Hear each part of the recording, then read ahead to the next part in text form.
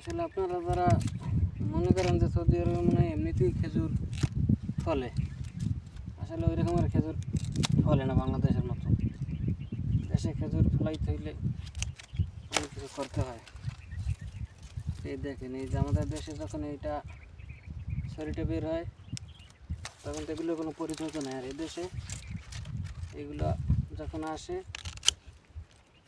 আসার পর এগুলোর ভার লাগাইতে হয়, ভার, সর্দিতে ভার বলে। যেমন বেড়া গাছের যে ছড়িগুলো, ওই ছড়িগুলো শুকাইলে তারপরে এগুলোর ভিতরে ভরে বান দিয়ে রাখতে হয়। আল্লাহ, আমাদের দেশে তো পুরুষ গাছ আমরা মনে করি এগুলোতে কোনো ফায়দা নেই, কিন্তু এই দেশে এগুলোর ফায়দা আছে।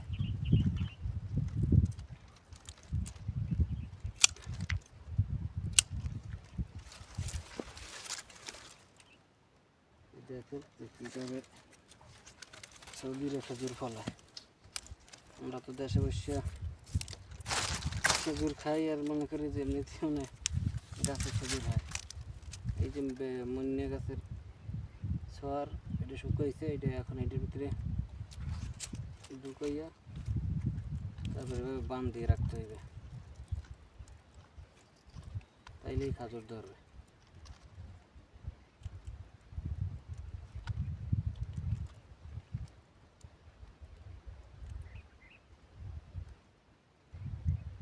এইভাবে বান দিয়ে রাখতে শেষ।